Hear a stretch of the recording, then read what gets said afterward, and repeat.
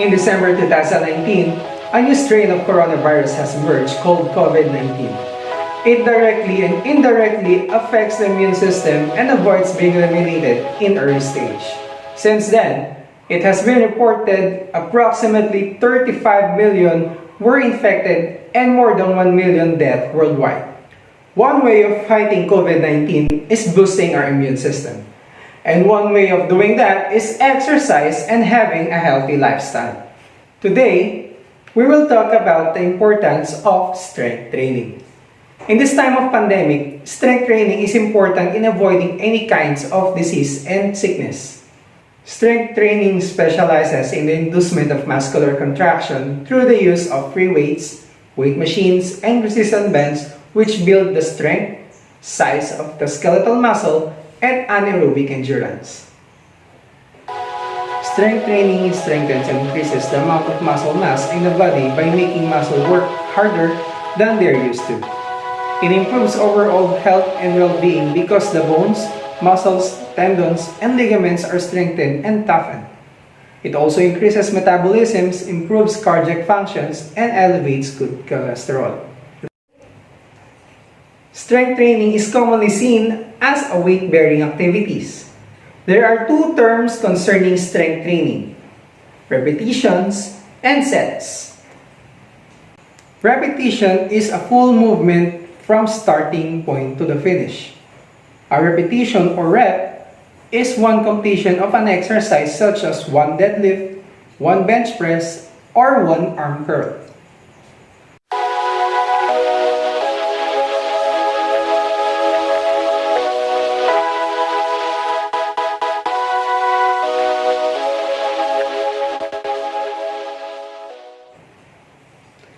Sets is a group of repetitions. A set is a series of repetitions performed sequentially. For example, 8 repetitions can be one set of a bench press.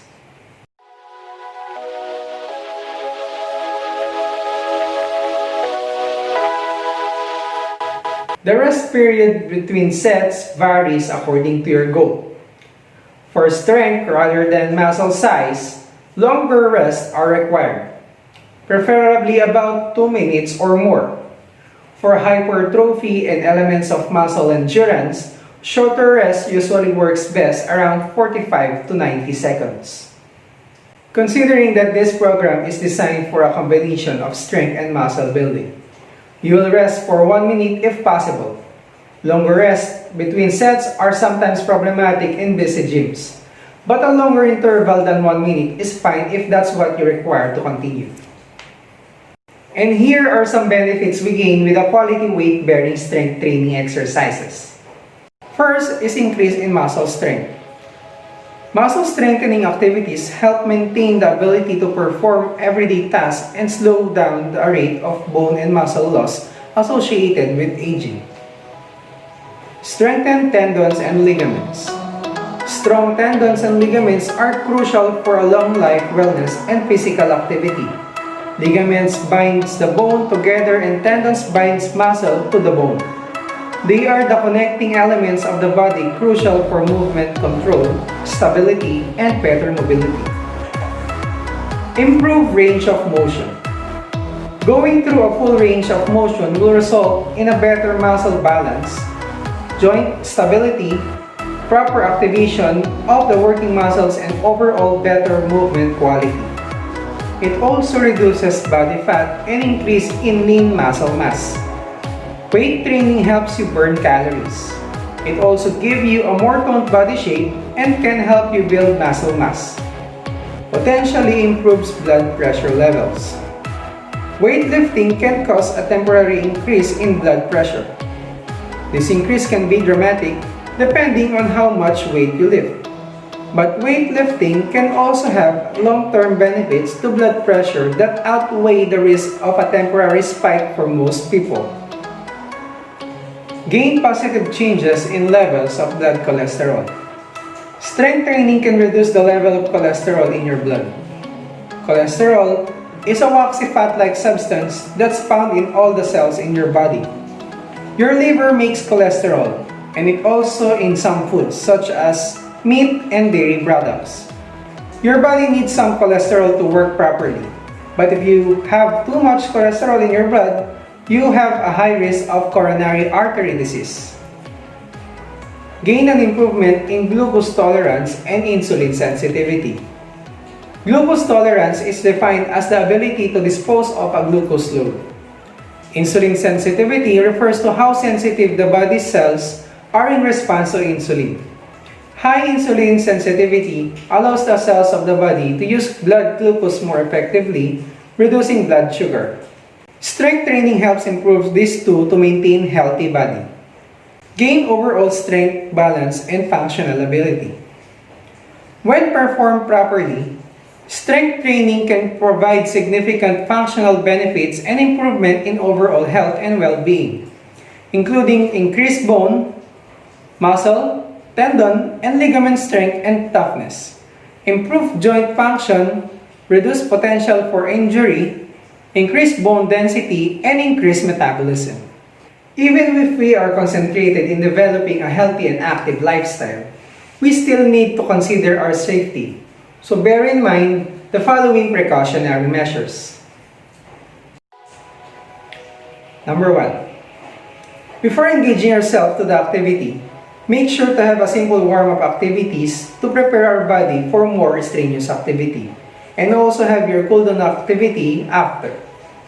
A warm-up gradually revs up your cardiovascular system by raising your body temperature and increasing your blood flow to your muscles. Warming up may also reduce muscle soreness and lessen your risk of injury. Cooling down after your workout allows for a gradual recovery of pre-exercise heart rate and blood pressure. Number 2, align your body correctly and move smoothly through each exercise. Focus on form, not on weight. Poor form can cause injuries and slow gain. When learning strength training routine, start with low weight or very light weight. Then, concentrate on slow, smooth lifts and equally controlled descents while isolating a muscle group.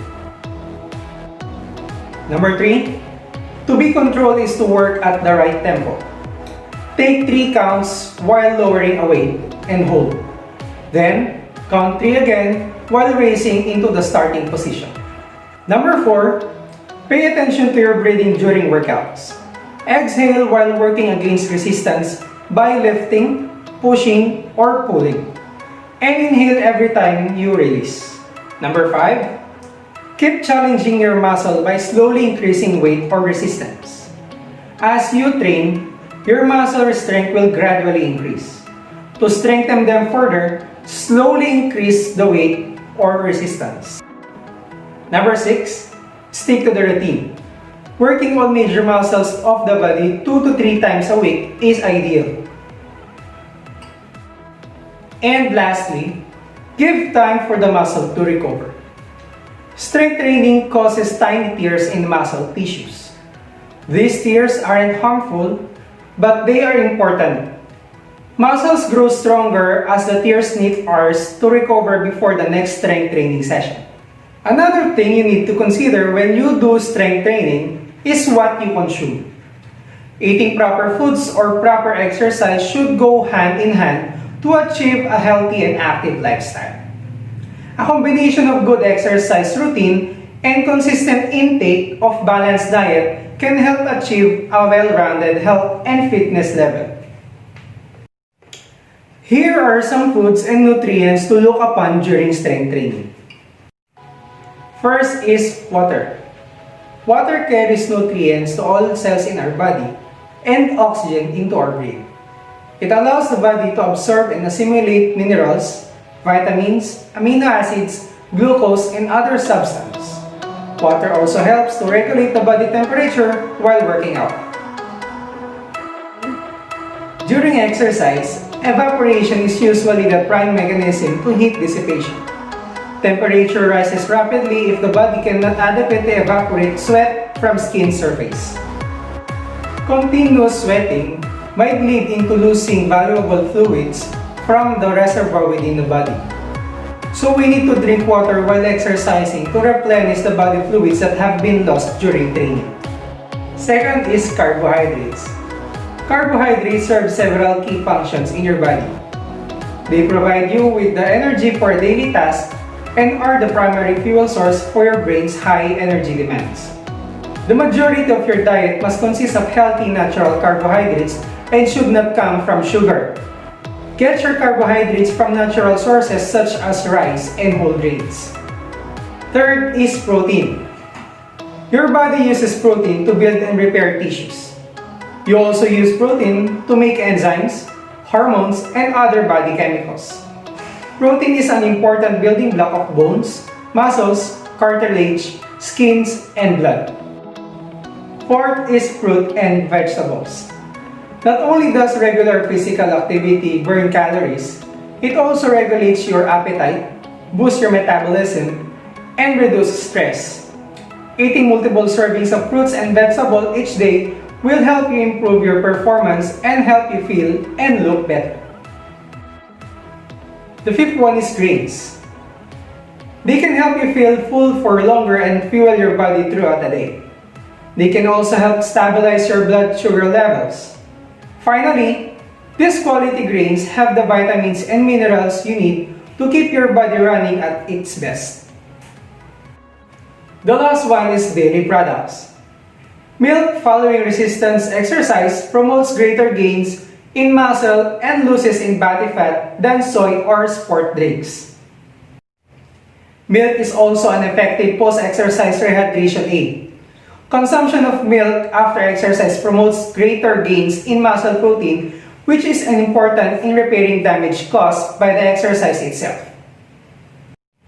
And there are also foods that you may want to take in moderate, like pizza, candy, fast foods, sweets, solid fats, and too much sodium. There are different dietary and nutritional requirements for each method used to increase the general fitness. The food that you eat serves as a fuel for your various activities. Here are some tips to maintain a healthy weight. Number 1 is eat breakfast every day. Breakfast kickstarts your metabolism, helping you burn calories throughout the day. It also gives you the energy you need to get things done and help you focus at work or at school. Those are just a few reasons why it's the most important meal of the day. Many studies have linked eating breakfast to good health, including better memory and concentration, lower levels of bad cholesterol, and lower chances of getting diabetes, heart disease, and being overweight. Skipping the morning meal can throw off your body's rhythm of fasting and eating. When you wake up, the blood sugar your body needs to make your muscles and brain work their best is usually low. Breakfast helps replenish it. Number 2, pack your own lunch. Packing your lunch makes you eat more veggies. You can consume less fat, salt, sugar, and energy. Correct portion size and no temptation of lunch extras and drink. Number 3 is eating healthy snacks instead of eating junk food. Healthy snacking improves overall health, carb cravings, fights weight gain, regulates mood, boosts brain power, and gives you the energy you need to keep going all day. Number 4, do not skip meals. Skipping meals can also cause your metabolism to slow down, which can cause weight gain or make it harder to lose weight. Number 5, take dinner with your family. When eating with your family, you are more likely to eat healthy meal and you can take the time to catch up with each other. Number 6, be involved in grocery shopping and meal planning at home. If you are involved in buying groceries, you can make sure meals are healthy and taste good. Next, we're going to talk about proper nutrition for exercise. Nutrition is a branch of health science that emphasizes the importance of food for growth and development, as well in lowering the chance of acquiring disease and illnesses. Proper nutrition depends on the mix of food with varied nutrients that we need to consume every day. Nutrients are important food substances that help your body function properly.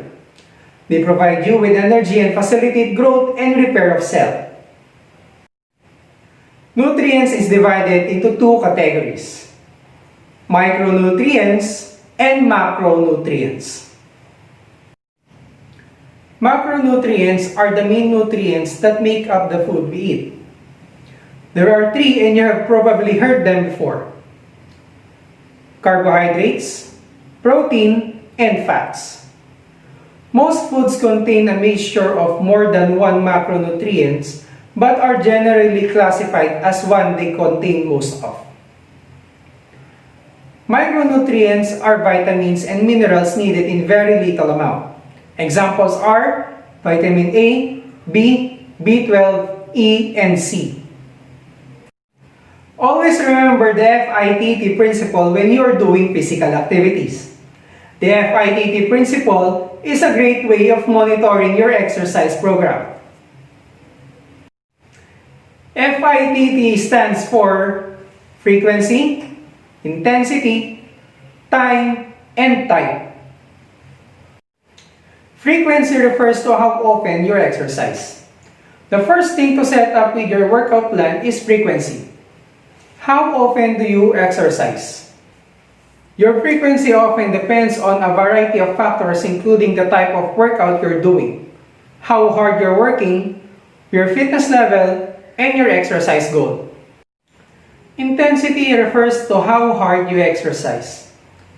Intensity has to do with how hard you're working during exercise. How you can change the intensity depends on the type of workout you're doing. Monitoring the intensity of strength training involves a different set of parameters. Your intensity is made up of the exercise you do, the amount of weight you lift, and the number of reps and sets you do. The intensity can change based on your goals. If you are a beginner looking to build muscle stability and endurance, use a lighter weight and do fewer sets with high repetitions, 2 or 3 sets of 12 to 20 reps. If your goal is to grow muscle, do a higher number of sets with a moderate amount of repetitions. If you want to build strength, use heavy weights to do more sets with a fewer reps. Time refers to the time you spend exercising or how long you exercise for. The next element of your workout plan is how long you exercise during each session. There isn't one set rule for how long you should exercise, and it will typically depend on your fitness level and the type of workout you're doing. Strength training workouts can also offer variety. They include any exercise where you're using some type of resistance, such as bands, dumbbells, machines, and many more to work your muscles. Bodyweight exercise can also be considered a form of strength training. You can easily change the type of strength workouts you do, from total body training to adding things like supersets or pyramid training to liven things up. These are the 4 elements you need to think about to create workout that fit your goals and fitness level. Some simple strength training exercises that you can include are push-ups, Superman, crunches, side crunch, and squats. Guided with your module, you are going to do the following. Number 1, take your time reading the lessons carefully. Number 2, follow the directions or instructions in the activities and exercise diligently. And lastly, answer all the given tests and exercises.